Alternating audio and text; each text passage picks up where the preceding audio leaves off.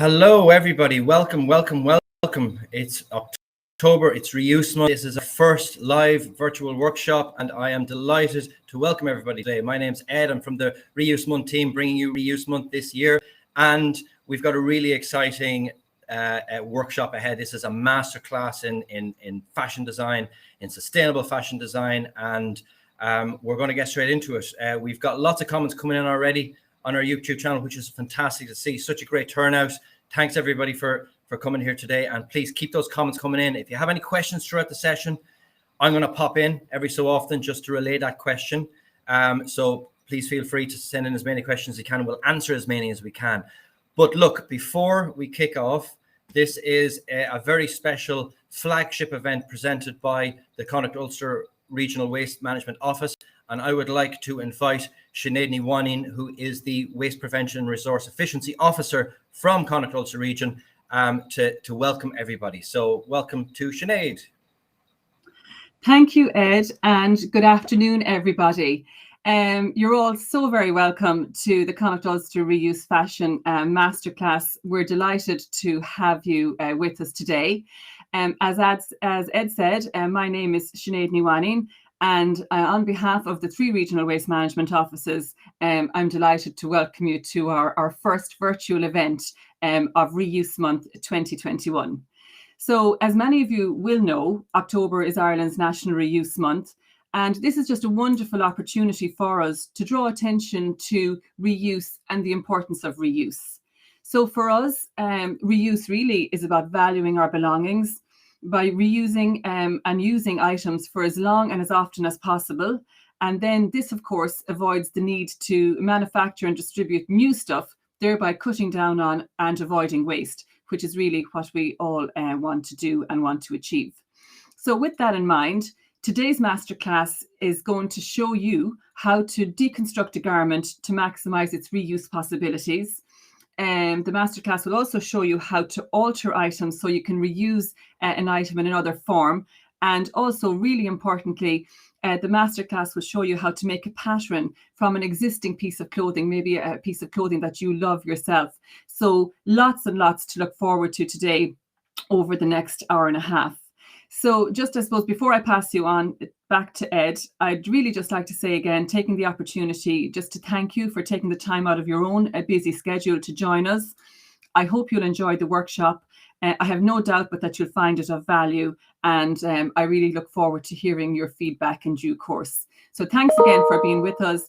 Enjoy the event, and back to you, Ed. Thank you very much, Sinead. Thank you for the wonderful introduction. And so now let's hand you over to the masterclass host herself. She is the program manager for Rediscovery Fashion at Rediscovery Centre, and we're going to beam her in live now. So, Arran, can you hear us?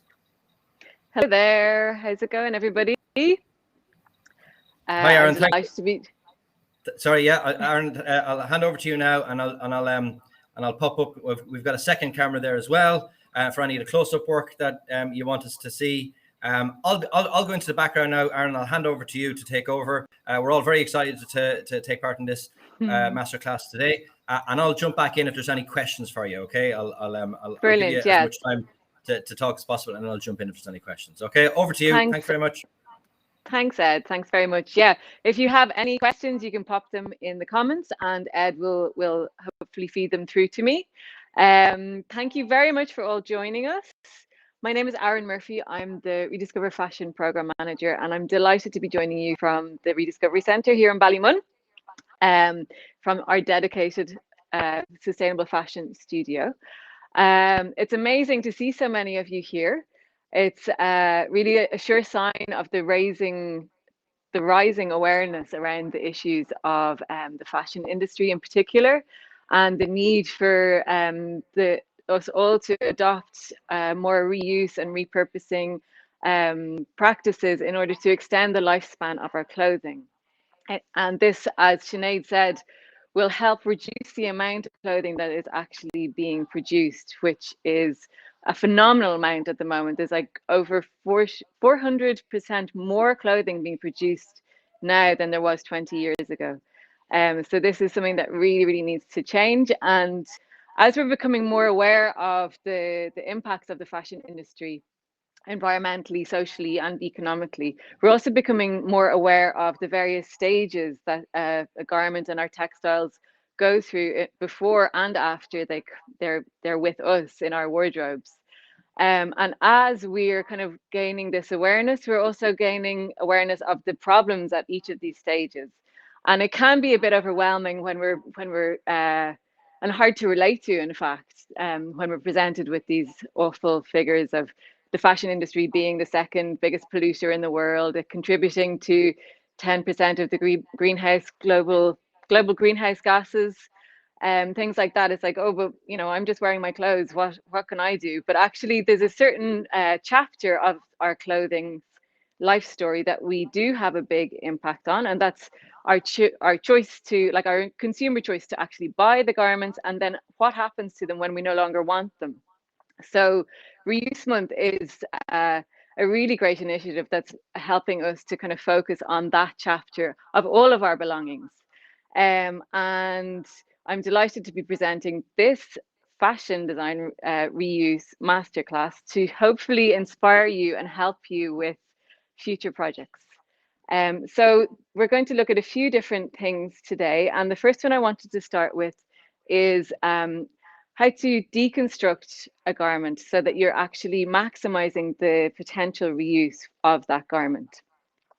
And this is a kind of an interesting process, because what you're doing is actually looking at the garment and looking at the construction that's already gone into it, and seeing what are the useful elements of it. So for example, with this shirt, there is a big body of fabric at the back here, which I actually took out to use for this bag as the lining. So I don't know if you want to show that in the close-up. So you can see I really liked the fabric of that. It matched the denim very well. So I used the big body of fabric from the shirt for the lining there. But I did it very carefully by cutting out along the seams and leaving the rest of the shirt intact. It's a really useful approach, and it's a really kind of a key mind shift, I guess, in the whole idea of reuse and repurposing, is to be looking at what we already have and seeing what we can use it for, and using what we already have as the inspiration for our projects. So it's just a little shift, but actually has big impacts. And I guess it's the whole thing about reuse and repurposing is realizing that every little thing that we do does actually feed towards a greater movement and is worthwhile. So every little choice, every little attempt and effort towards reuse and extending the lifespan of our clothing and diverting it from landfill, which is the big thing, and bringing it back into the production cycle and using it as a resource rather than something that's useless, seeing the use that's in it. So for instance, with a shirt, we can look at the various elements like the cuffs. These are finished pieces that are really useful, and the collars and the button plackets here as well. We can take them off, and you can actually cut them and leave a bit of a seam allowance depending on what your project is going to be. You can leave a bit of a seam allowance, so cut them off. I'll just do a quick example. I can do this by eye because I've been doing it by eye for so long, roughly. But you might need to measure it and mark it yourselves. So I just want to cut it off to show you, for example. So I've cut that off. You can see in the close-up. Need to get used to the angle. And I will be able to sew that onto the bottom of a cuff, of a sleeve, to use as the bottom cuff again. Or the same is possible with the collar. You can cut them off with the seam allowance so that you can sew it onto something else, or you can cut them off just on their own. And if you can see the mannequin beside me, I'll take the bag off so you can see it. I've actually used the cuffs of this shirt as a design feature at the bottom of the shirt. The same in this one. I've used the collar. I've put it back onto the neckline, but it created this really nice asymmetrical kind of neckline design feature. using the collar.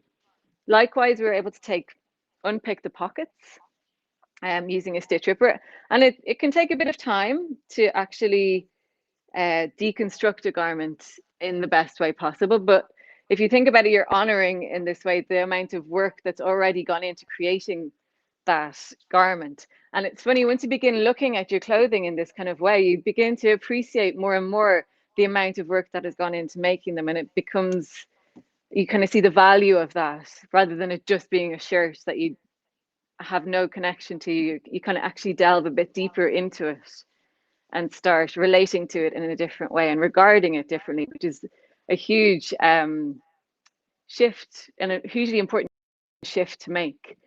So like with the, sorry, I just got the jeans bag again. So the same can be said for the jeans, the tops of a pair of jeans. Very useful resource to have. It can be turned into many things. For example, sorry, I have all of these examples behind me and around me. Skirts, we can make jeans into skirts, and you're using the finished waistline and waistband, so if it actually fits you quite well still, but the trousers part of it, the legs are really worn out. Sometimes it happens with stretch jeans that actually they've stretched kind of beyond wearable state.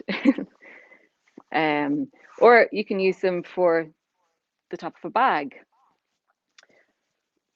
So yeah, so that is looking at your garments. So then, for example, with the jeans, so we're using the top for the top of a skirt, but we can use then the legs as part of, for many other projects. For example, this draft excluder, made simply by sewing two ends at the end of a pair of jeans and stuffing inside. So that's a really quick project that you can do.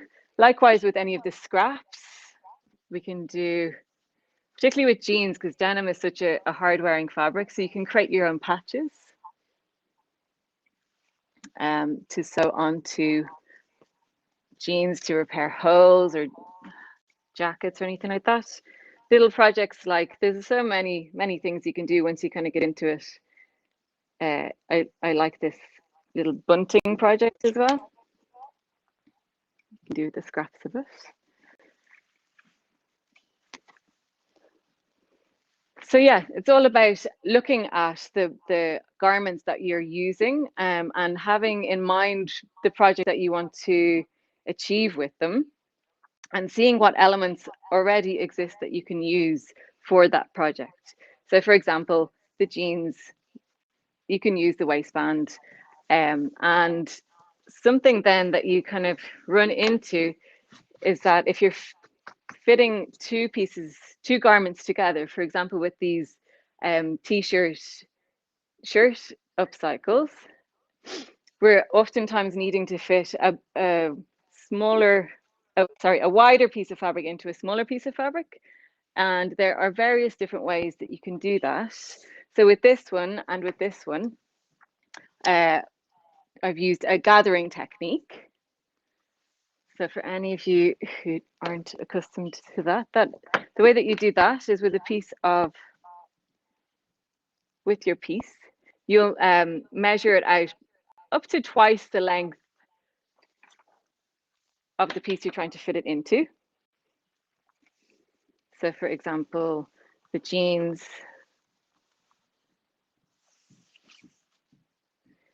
is 40 centimeters. So that would be 80 centimeters the whole way around. So the strip that I cut could be anywhere between 160 centimeters to 120 centimeters, depending on the gather that you want to get. So then you would sew the top with a double stitch line. And this is probably the only time that you will not do your securing stitches, your back stitch at the beginning and at the end of your line of stitching. And you want to sew your two lines so that they're parallel to each other and not crossing over each other. And what you will do is tie the two bottom. So at one end, you're going to tie the two bottom or the two top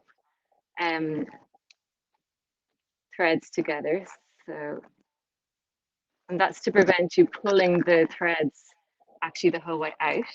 And then with the other end, with the same, either the top or the bottom, you're going to pull the fabric along them. And we use 2 threads because it's quite easy for the thread to snap, but if you have 2, it gives it a bit more strength. And you just ease it gently along until you get it to the measurement that you want it to be.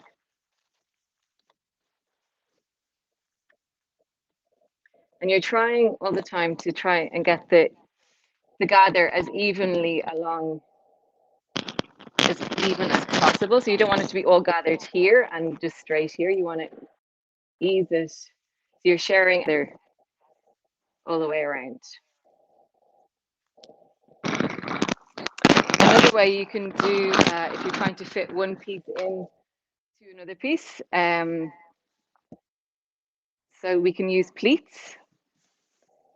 So again, you would get your measurement. So that's 40, and you would get the measurement, for example, with the shirts. If it was 10 centimeters bigger, that means that we need to take it in by 10 centimeters. So we create pleats.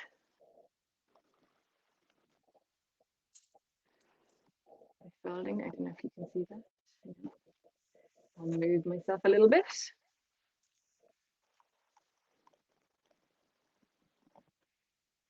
So, for example, if you needed to take your garment in by 10 centimeters and you wanted to create 2 pleats at the front and 2 pleats at the back, you'd be dividing your 10 centimeters into 4, which is 2.5, and you'd be creating pleats that were 2.5 centimeters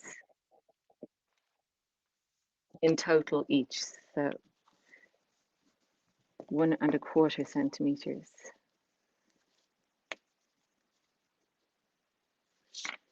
There's a lot of maths comes into when you're doing these kind of projects, because you're trying to create the same look on your right side and your left side, and kind of mirror that in the front and the back. So it's handy to have a sheet of paper to do your little calculations beside you as you're doing that. Another way you can fit a bigger piece into a smaller piece is by actually altering the side seams. So I have this example here, where I've drawn in. So let me see. This as well might make it easier for you to look at it. So I need to fit my shirt into the same width as my t-shirt.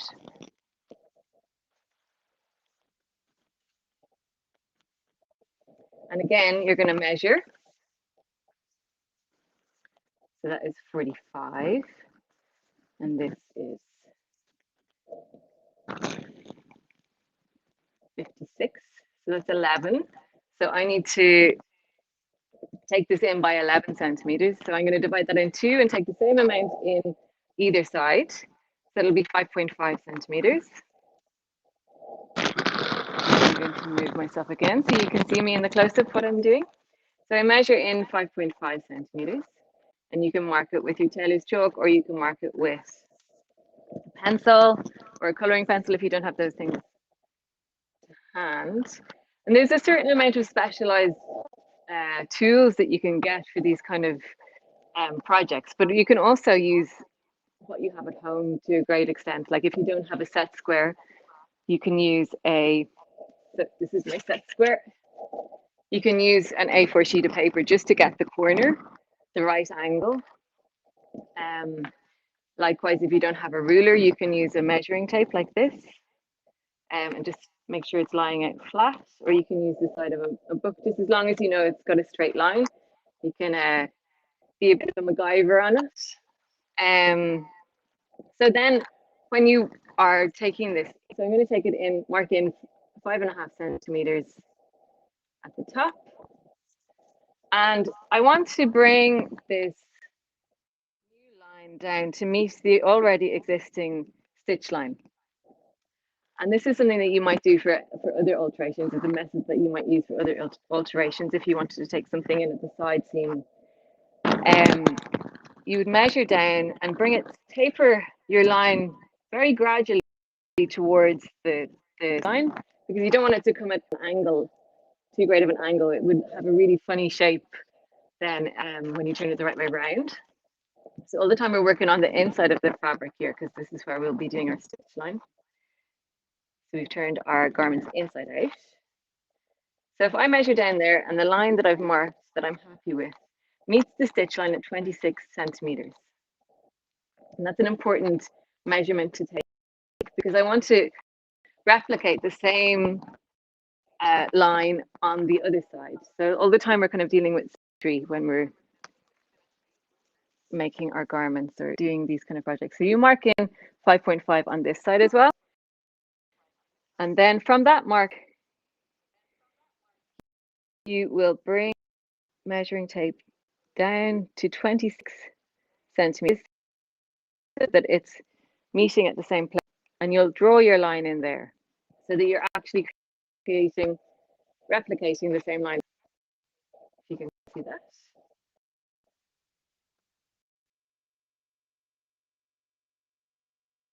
Side seams. I've pinned them in place. Can you see that?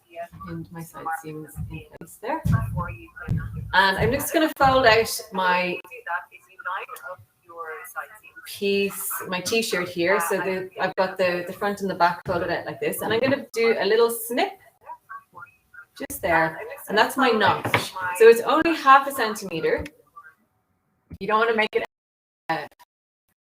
longer, because you'll cut into the allowance and you're in danger of cutting past the seam allowance, which will be visible on the outside of your fabric. So you want to do that at the front and the back. And you'll do that for your the other piece as well. So you'll know, I have one I prepared earlier, I'll get it. So you'll know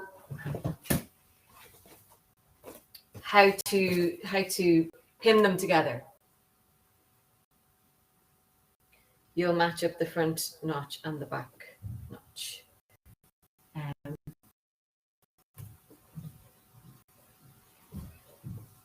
when you're pinning them together, you want to pin them together with the right sides facing. That's a common term, right sides and wrong sides, referring to the right side is the outside of your garment and the wrong side is the inside of your garment. So right sides facing, so I'm going to put that in there.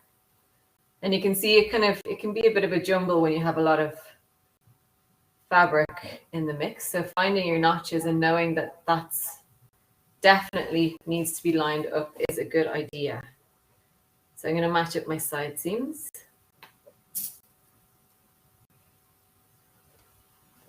Once you have them all in place, you would be stitching that all around. And this particular project is on its way to become this. So you can see the kind of tapered A-line effect here. And this one I really like because I really like the collar feature on this one. And when you're adding something onto, it's a really good thing to do is to add something onto the neckline or onto the sleeves of a t-shirt, because it really brings it into a different look and it brings it away from being a t-shirt. Whereas it's really good to use t-shirts as well, because you don't have to deal with putting darts in or anything like that. It'll just stretch kind of comfortably over your body curves, but you can bring it away from that t-shirt look by adding onto the sleeves and onto the neckline. It's a really effective way of doing things. And this type of project in particular is quite it's an easy one. You do need some skills, but it's relatively easy, particularly because of that. You don't need to worry about the darts or anything like that, or how it's going to close. So you don't need to put in a zip or worry about buttons or anything like that, because it just stretches over your head. One thing to be aware of, if you are adding to the neckline, that you don't want to compromise the stretch, that it needs to be able to go over your head. So for this one, even though this is not going to stretch here, I've left this open so that it will still fit over your head. There was one other thing I wanted to show you before moving on, and that was just the using a jumper. So again, just looking at the elements that are the finished elements that are in your garments and using them for your projects. So for example, here we have the bottom of your jumper is actually turned into the bottom of your hat. And likewise, it could be the top of your mittens, if you're making mittens. And this is one of my favorite ones. It's a hooded scarf made from a jumper where you're using actually the sleeves as the scarf part. And yeah, that's a really quick and easy, nice project to do. So that's all around kind of looking at the garments that you're using. And it will change with depending on what garments you're using, because obviously different garments and textiles have different potential in them. So it really will depend. But like, this is an example of the belt from a dress. So all of the elements are worth keeping, even if you're not going to use them for this particular project. For a future project, you might be like, I know what I can do. So for example, this is using the gathered stitch to create a ruffle from a belt. So the belt itself was completely a finished piece on its own, and simply by adding a gathered stitch into the center of it, I was able to create a ruffle that I was able to then place and sew and place on this vest to kind of bring it into, revamp it a bit. So yeah. Hey Arran, can you hear me? Reusing. Arran. The finished elements. Sorry, Ed, is there a question? Yeah, just Thomas asked, is that a half collar you used on the t-shirt? Is it a half collar? No, the collar goes the whole way around. But it's placed, it's a whole collar, but it's placed asymmetrically. And because the collar is already cut kind of to go around a neckline, it's really good at curving around that part of it. That's something that we're going to get into, the bias. So anything that is curved, like around a neck, we'll be using a thing called the bias of the fabric, which I'm going to get into a little bit later. But the bias will allow a certain amount of stretch in fabric. I might as well get into it now, seeing as I'm here. So the bias, if you think about how a piece of fabric is made, it's a woven thread, woven threads woven in a grid together. So we have the straight of grain, which is all of the threads that are going straight down the roll of fabric.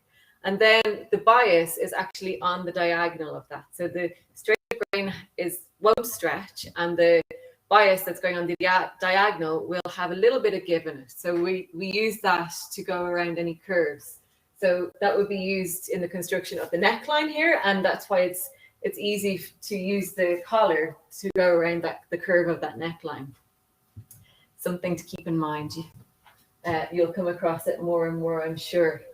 Okay, so the next element is that I wanted to show you is this idea of this is a kind of fun thing that you can do.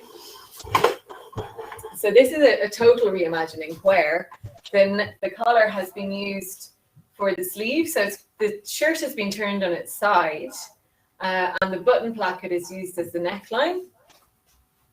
The shirt collar is used as a sleeve, and another sleeve is being created here from the bottom of the shirt. So these are all finished edges that have been kept intact. Then the back of it has been opened, and at the back, the sleeves have been, and at the front, the sleeves have been added down the bottom, again intact. So actually you could put your hand in there. And that's kind of creating the bottom, the finish line here. This element here has been, so it's using the method of kind of draping. So you can either, if you have a mannequin, you can do this on a mannequin, and it can be fun to just, pin things in place and see what they look like. And if you don't have a mannequin, it can be fun to do it just on yourself, just looking at a mirror and just pin things into place a little bit. Or if you are looking in a mirror and you want to try it on, if you use a safety pins, then you can actually take them on and off without being in danger of scraping yourself with the pins. So it can be a really nice kind of exploration that you can do. You can have a bit of fun creating something. This works for this kind of a look because it's quite loose. It's slightly androgynous look to it. It's not very shaped or anything. So it can be a bit of fun to explore that and then just stitch anything that you're happy with in place. But yeah, once you start looking at your textiles and your clothing with this different kind of eye, really your imagination can take you anywhere. So that's a really good thing. So then, Arran, we have another question there, if that's okay. Yeah. So Sharon asked, how do you stop knitted items unraveling? If you have cut your jumper at all, by stitching them, like stitching a line in them, it stops them unraveling. So for example, with this one, that has a line of stitching in it, just across there, and it will unravel a little bit, but it will stop there. If you're more concerned, you can also do like a zigzag stitch on it with the sewing machine. If you have an overlocker, that's brilliant for finishing the raw edges. But yeah, if you basically stitch it, it will stop the unraveling past the stitch line. Hope that helps.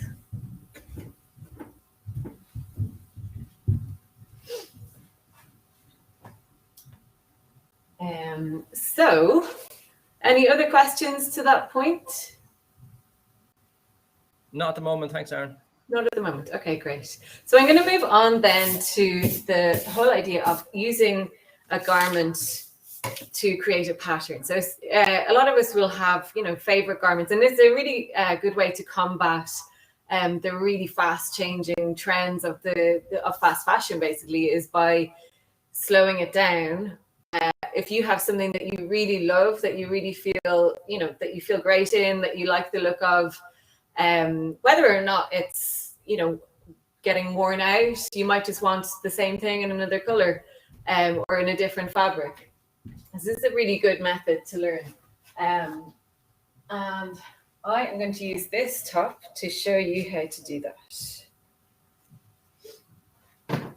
So again, you're looking at the construction of the garment that you want to make a pattern from, and seeing how many pieces were used to put it together. So for this one, we have a front panel, we have 2 side panels, and we have 2 back panels because there's a button fastening at the top here, and there's a center back seam down here in order to be able to create that opening. So that can be the case if there's like a zip, or with any kind of fastening, there'll generally be 2 center back seams so that you can put the fastening or the zip in. We then also have these frills or flounces. So I'm going to show you how to make a pattern from them. I'm going to keep an eye on the time, so I mightn't get all of the patterns pieces made for this, but I'll certainly show you how to do the method. I'll get to show you that. So when we're making a pattern from a garment, it's important to keep in mind that the pieces once were a flat piece of fabric, and now they've been cut and sewn together. So now they're trying to get a 3D thing back into a 2D form. So it can be a little bit tricky, and just can require a little bit of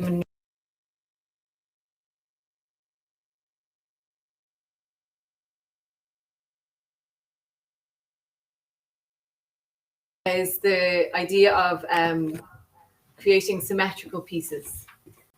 So we generally, unless it's a particularly like specific asymmetrical piece, we generally will want the right side and the left side to be identical.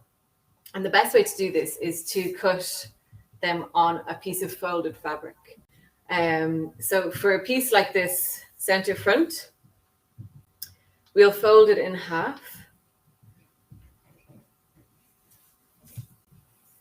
And the fold, it will be cut on the fold. So the pattern piece will be placed exactly on the fold, so that when we cut it out, it's going to open out and be the full front panel, identical on the left and the right.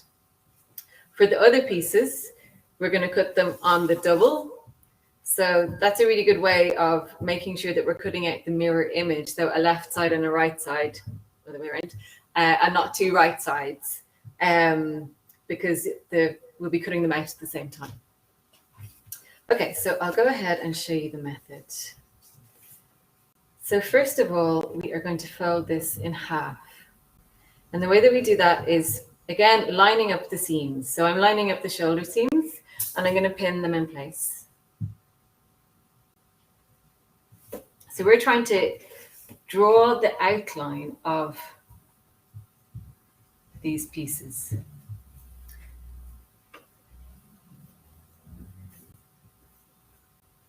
So I'm going to fold this, lining up all of the seams that you can. So all the shoulder seams, the side seams, and just pinning them together.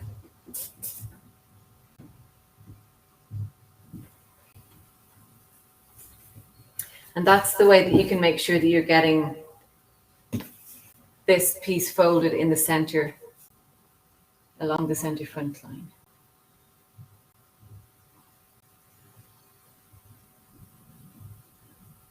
And it can be interesting actually when you start doing this, because you can discover that your pieces haven't actually been made as well as you would have hoped. So you may need things you might find. So I'm going to go under here and make sure that the side seams are meeting nicely. Pin them together.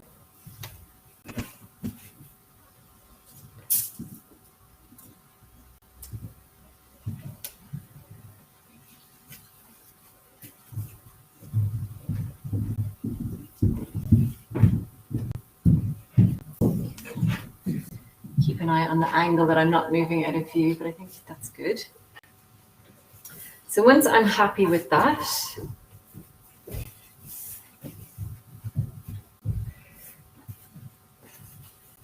what I'm going to do is actually draw a line, a straight line.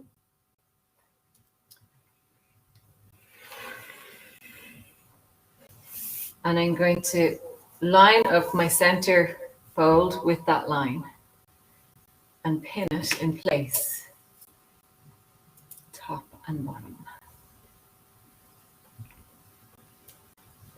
So I'm pinning it into the paper.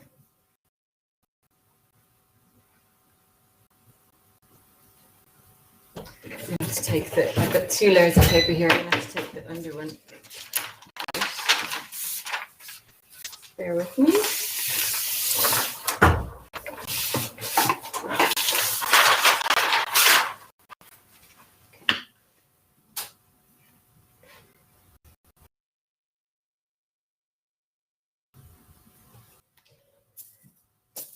You've got good quality pins, they don't snap.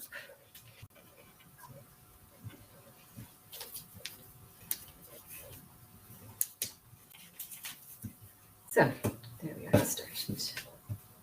Okay, pin that in place there.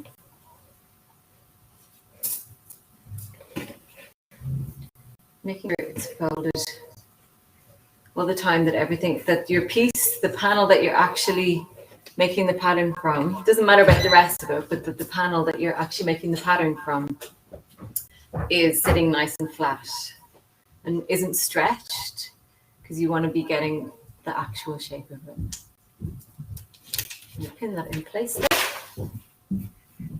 And also along here, because you don't want it to move out of place as you're getting the side seam here. And you can use this method for anything. Just get the pattern from anything.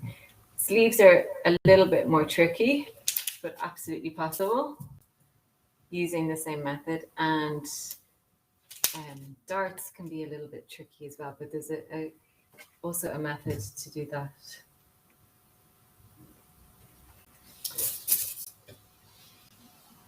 So you really can replicate your favorite garment.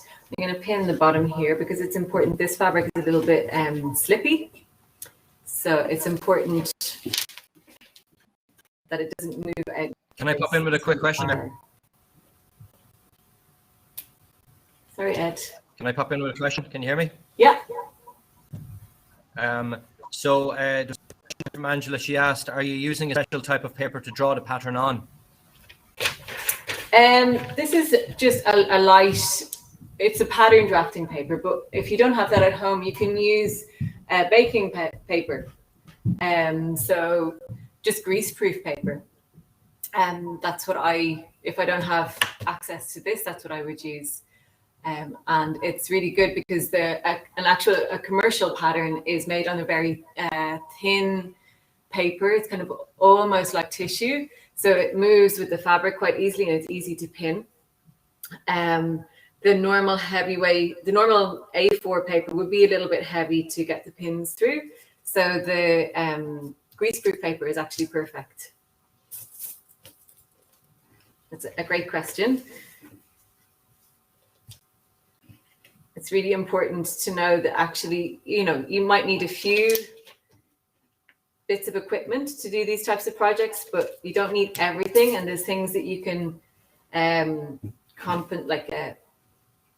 replace, but with household items that will get you the desired effect. So just pinning this in place all the way along.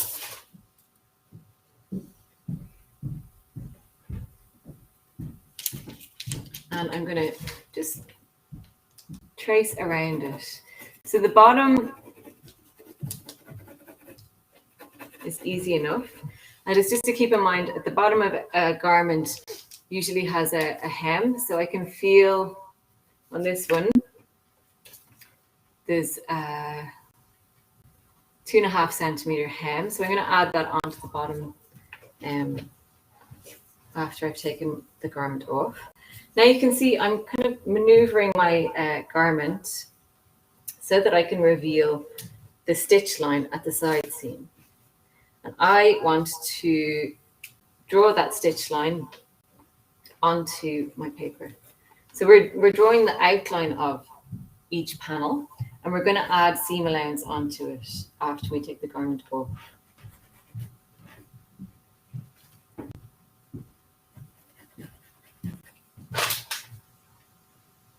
That's why it's important to be really happy with the way that you've pinned it onto the paper, that it's sitting nice and flat and in a kind of relaxed manner, that it's not being stretched.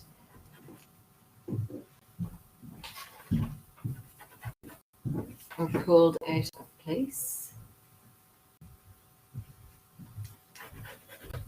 Arran, we have another question, if that's okay. Yeah.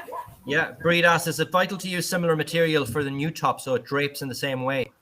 That's another very good question. Yes. If you're going for the same look, it's a good idea because things will hang in a way. Like this is quite a loose fabric. Sorry, I'm shaking the camera there. So if I made this with a stiff cotton, it wouldn't have the same look. It might be interesting. And you might like it for different reasons, but it definitely wouldn't hang in the same way. So yes, if you're going for the same look, it's a good idea to get something that's similar weight, similar thickness, and a similar structure. So if it's a loose, slippy fabric, or if it's a very stiff fabric, to kind of go for something that's similar. And I guess is that you might have something in your you might have a skirt made out of a similar fabric that you really like the pattern of, but you don't wear it because of the shape or something like that. So that's the whole idea of this, looking at those pieces in your wardrobe and seeing that you could actually use them and that they are worth something and shouldn't be thrown in the bin. So now I've gotten as far as I can with that, and because, like I said, it's a 3D item, there's a certain amount that I can't actually reach without unpinning some of it here. Now I see.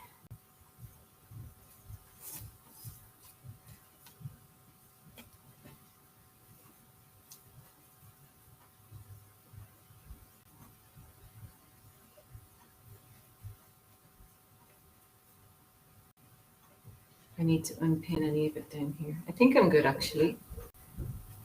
It comes more into play when you're doing the frill. So I'll show you that when I get there. So I'm going to draw the neckline in.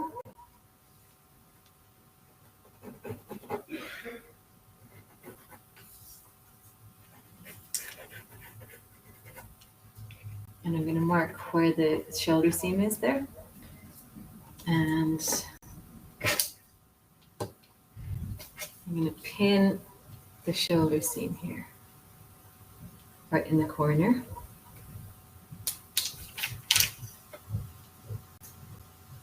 Again, being careful not to pull it out of shape.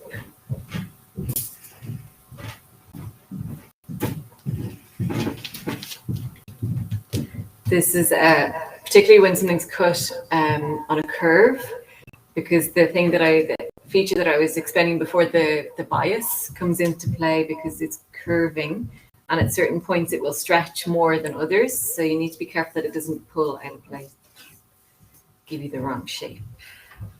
So I'm just going to continue at the back here, up to the side, the shoulder seam, and I'm going to mark the corner of the shoulder seam, and we can join them up.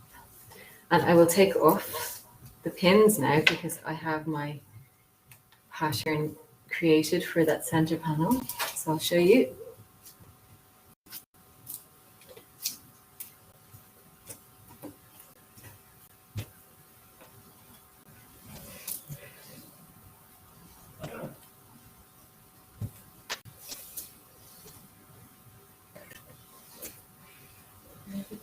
Yeah.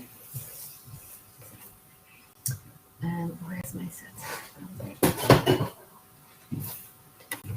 So I'll just join up the shoulder seam line.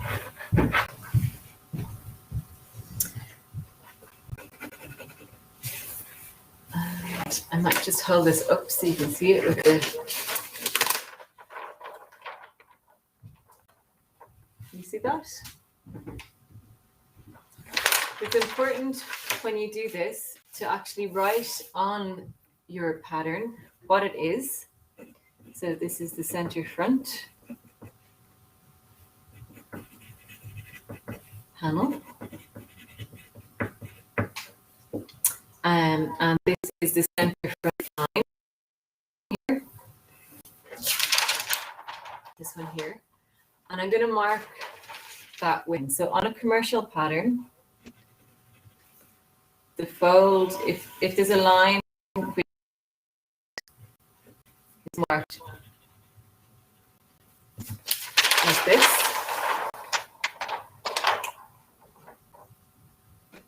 so you can see there's two arrows and a line with two corners. That is how you denote a fold line.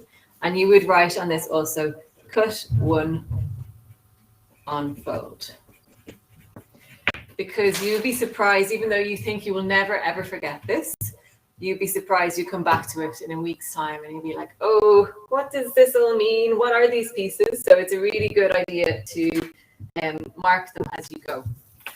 So this isn't quite finished yet. What I do need to do is mark the seam allowance on.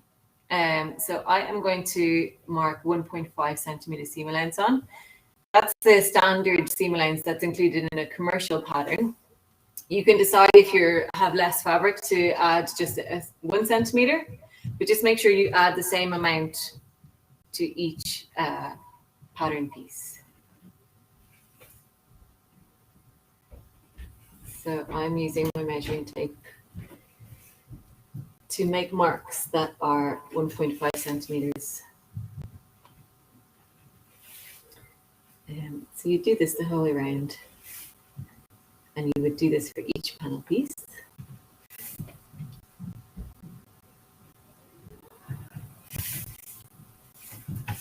This will be easier.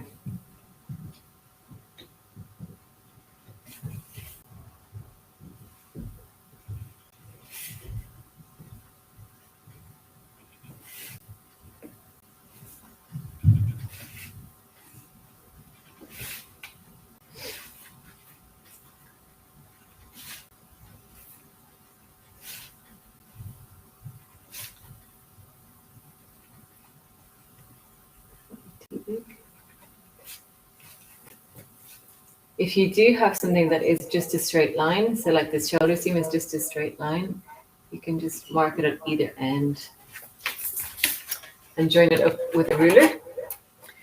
Because the center line is going to be placed on the fold of your fabric, we don't need to add a seam allowance there.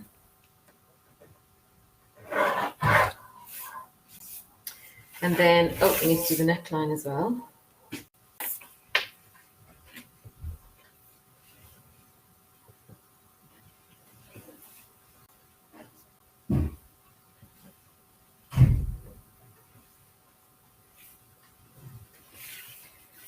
Then we're going to join up those lines, those marks that we made.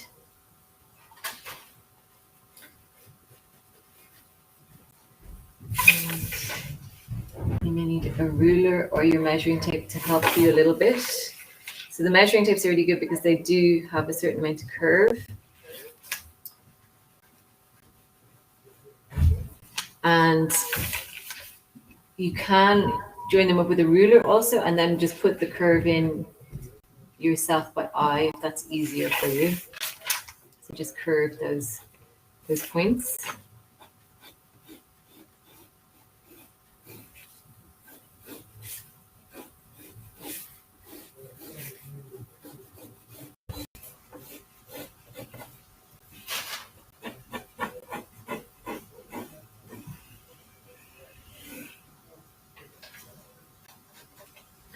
So then you have your pattern piece, and you would cut around your seam allowance there. So I'll just show you. There's one other thing I want to show you just with regards to this, because there can be a certain, depending on the pattern pieces that you're trying to cut out, there can be a certain amount of maneuvering that you'll need to do in order to be able to get the right pattern, or in order to be able to get your garment to sit flat without having to deconstruct it. So that's the whole beauty of this method, is that you don't actually need to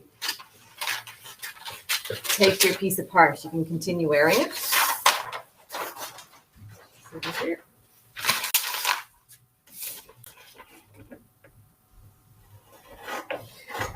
You might find actually that before you cut your actual pieces out, it's a good idea to trace them all first, and then you may need to adjust them slightly. So you may find that your side seams aren't exactly lining up, and you might need to alter one of them a little bit, just in terms of like changing the curve of a line.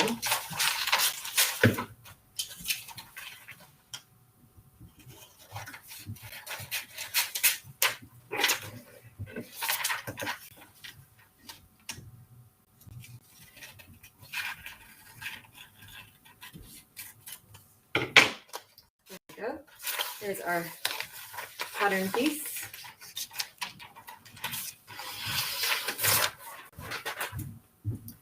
So we go back to our top. And that was our front pattern piece. Something that is important to mark on this is actually where the frill begins. So I'm going to mark that on there. So I'm going to line this up. So remembering that I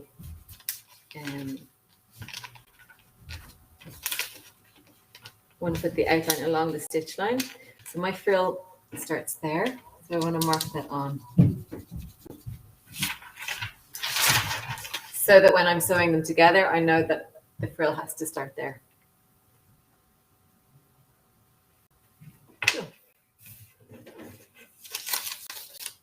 And I actually realized as I was doing that, that in my haste, I didn't add enough down the bottom here for the hem. So that's something to remember. I should have added an extra centimeter there. So it should have been 2.5 centimeters left there at the bottom for the bottom hem. If I was going to make this up now, I'd make another pattern, or I would just simply note it on the pattern piece and add it when I was cutting it. So I want to show you the other piece of paper. Just the frill, because it shows a certain technique that you need to use sometimes, depending on what garment you're trying to copy.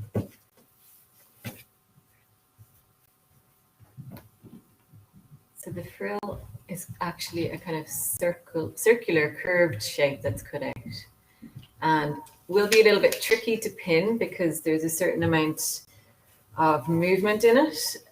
So I need to kind of I don't want to pull it all over this side. I need to do both sides as I go along to make sure I'm keeping the right shape. So I'm going to do there and here. So I might show you on this one the idea of the bias and the straight of grain.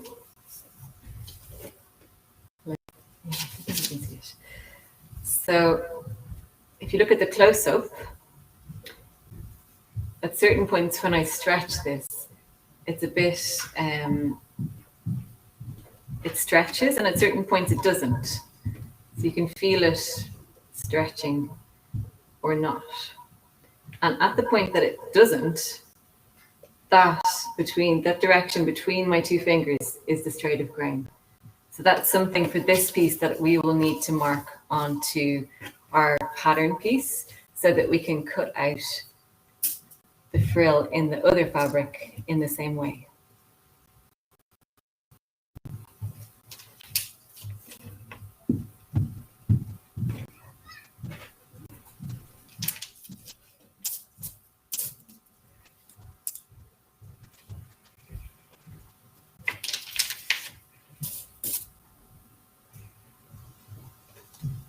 So far, so good. It's looking good. I'm happy with that.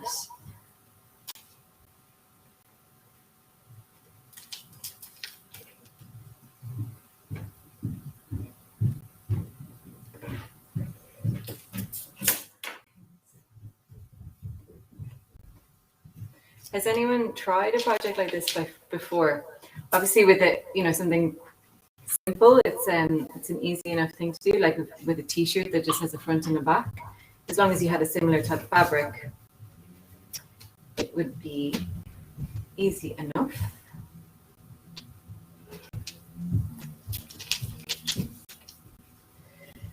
So when I get to this point, this is all sitting nice and flat here. But when I kind of get to here, it's as far as it goes. I can't get this to sit flat anymore. So what I need to do in this case is trace this out. So trace around the edge here.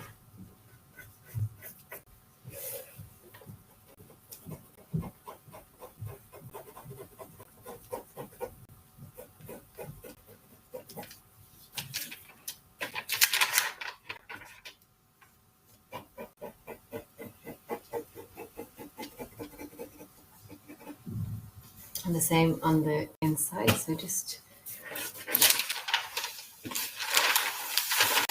move this around so it's a bit easier to get into. You can see what I'm doing. So I'm just folding it back to the stitch line here. So the seam line. So again, just tracing out the outline of the shape.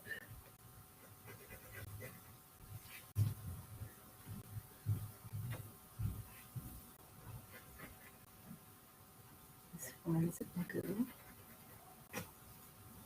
Okay, so that's as far as it will go.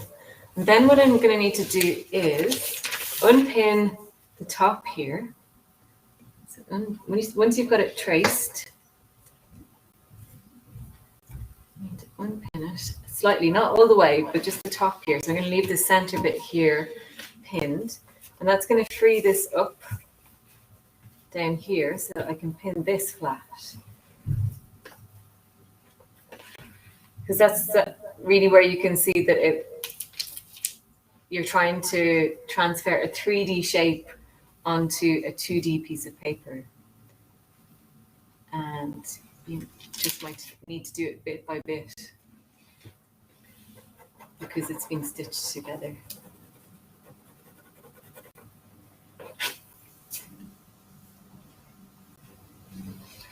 If you're very sure that you don't want to wear your garment anymore, you can to unpick it. So unpick all of the seams and use the actual pieces, separated pieces, to make your patterns. But if you do want to keep on wearing it, this is the best way to do it. So again, I'm going to take out some of the pins, but not all of them. And I'm going to lay this flat.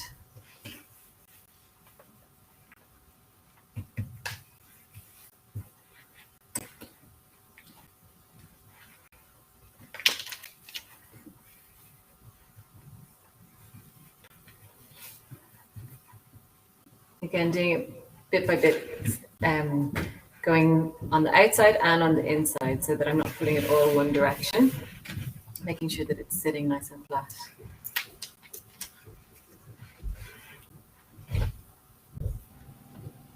Arran, can I butt in with a question there? Sure, yeah. Yeah, a while ago, Catherine asked any tips for doing this with a pair of trousers, particularly with working with difficult shaped seams like a crotch seam. It's kind of a similar idea. So this is something that you might need to do with the crotch seam. A good idea is to maybe look at it if you have a pattern, first of all, so you have an idea of the type of shape that you're trying to get, because a trouser will have a certain shape like that. You can't see what I've drawn, but it has a curved line on it. But this method, so you're basically trying to isolate each pattern piece bit by bit. This method will help you do that. If you get your side seam first, and then and your top, and then as far down on the crotch seam as you can, and then you might need to free up the bottom of your jeans in order to be able to pin the crotch down flat. So kind of similar method to this, I think.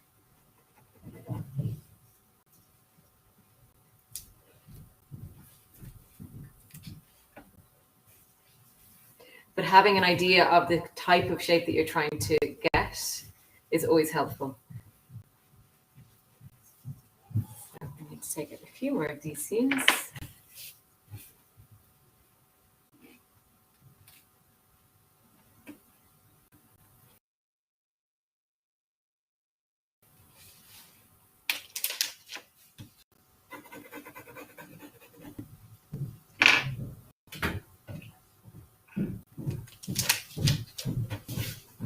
So we're nearing the end now.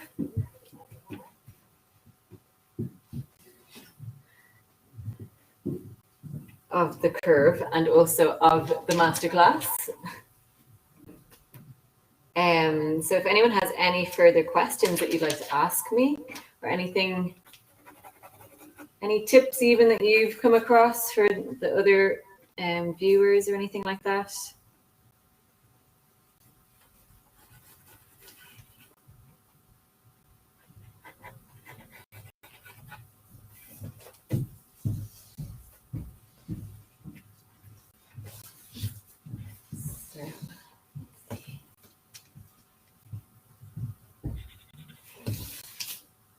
Okay, I'm just trying to get in at the seam line. There is another method that you can use, a tracing wheel, or punch holes through with a pin.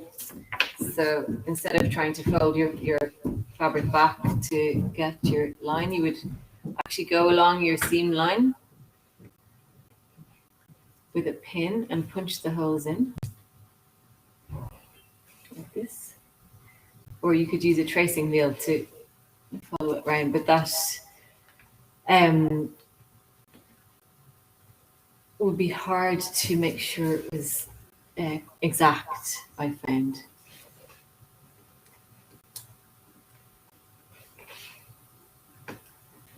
Let's see this one. Hey, Arran. Yeah. I'm not sure if you have time for this, but Angela just said she asked, would you could show us marking in the direction of the bias for the frill part of the pattern? Yes. Okay. Right. So, how can I do? What's the best way to show you that? So I'll lift this up. So this is the other frill. And this is cut on a curve. So there's going to be certain parts of this that are on the straight of grain, and then it's going to curve round into the bias. So, like I was saying, if you think about the way that a fabric is constructed, it's woven, unless it's a stretch fabric, in which case it's knitted to give it the stretch. But a non-stretch fabric is woven. So it has a straight of grain. So straight threads, the vertical threads going down the whole roll of fabric, they're all called the straight of grain. That's the direction of the straight of grain. So each of those lines, each of those threads is going to be on the straight of grain. The straight of grain is crossing over with the weft. I get this confused sometimes. So there's the warp and the weft of the woven, the weaving. So that if you find the straight of grain on a fabric, so if you are working just from a roll of fabric, it's easy to see because it's every line that's parallel to the edge of the fabric is going to be on the straight of grain.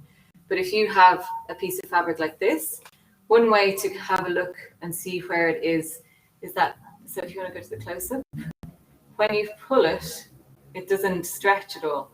So if I change that to on the bias, you'll see it pulls and it stretches a little bit.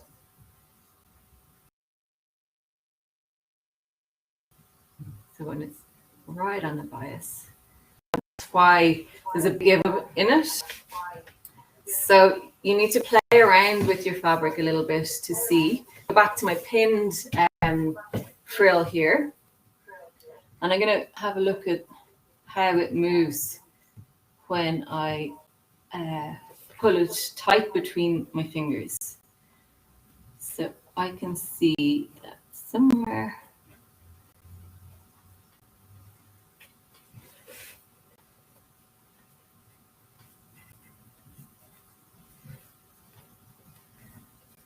Can see that there at that point it is not stretching at all. So anything that's in that direction, I'll get my ruler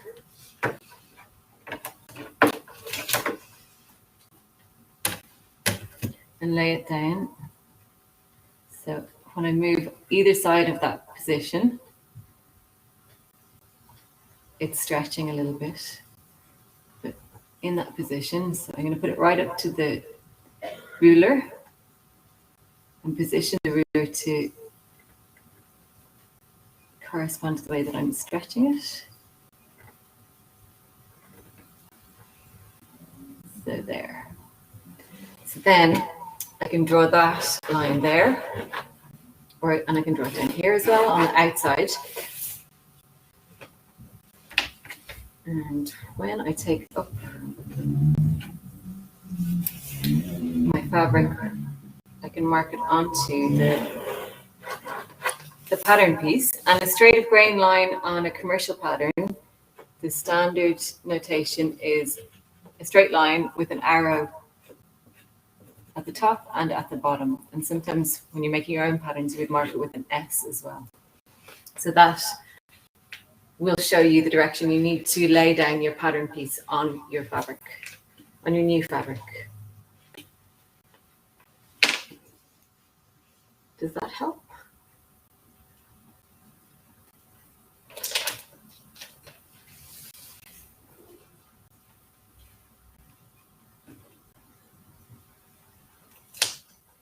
So I want to just finish this little curve, take off the top so I can show you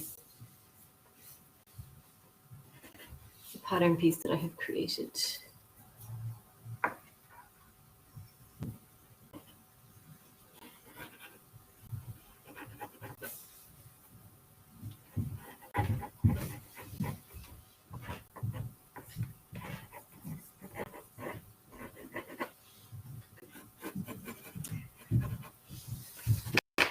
You might have experienced the bias and the straight of grain coming into play without knowing it. I know I did when I was starting off sewing. I didn't pay much attention to it because it didn't really make much sense to me when I heard about it first. And I cut out something that I wanted to hang straight. And no matter what way I sewed it together, it just wouldn't hang straight. And it was because I'd actually cut it on the bias and it wasn't ever going to be able to hang straight because of that. So I'm just going to join this part up. I missed this part. So just be careful of that.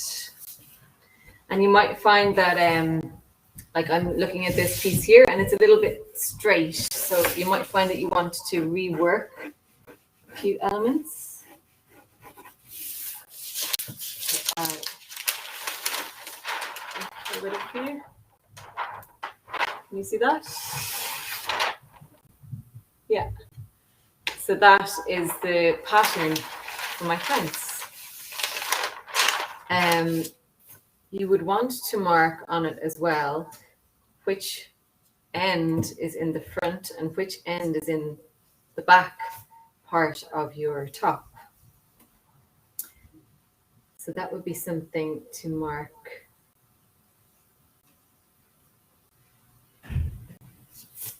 This way.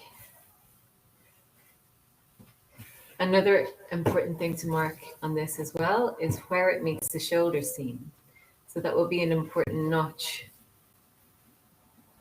for us to put in. So that's here.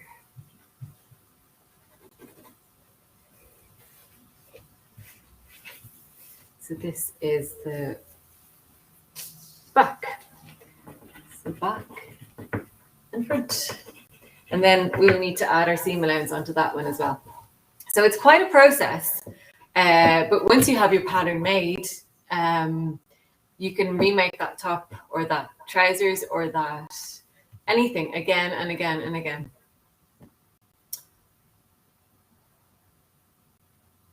Thus changing the fashion industry one garment at a time. So I think we're just at the end of the session now. So apologies again for the technical difficulties. So the joys of it all, as I'm sure we're all acquainted with at this stage.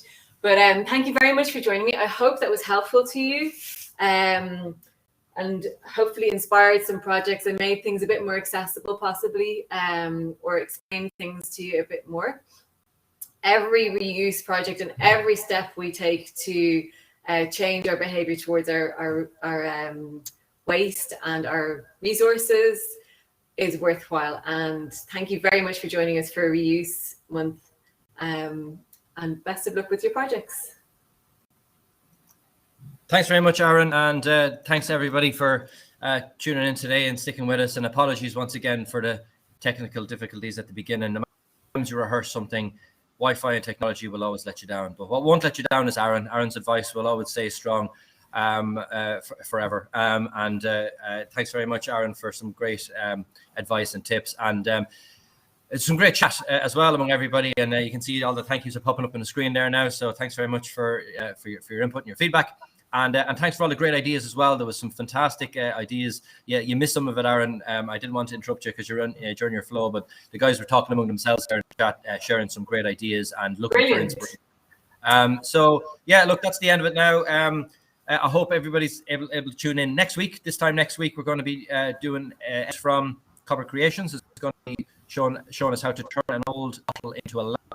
And then the following week, Marianne from Revamp Tramp is going to be showing us is going to be doing a furniture revamp masterclass with us. So 2 more masterclasses to come over the next weeks, and a lot more to see and do on mywaste.ie. So thanks to the team,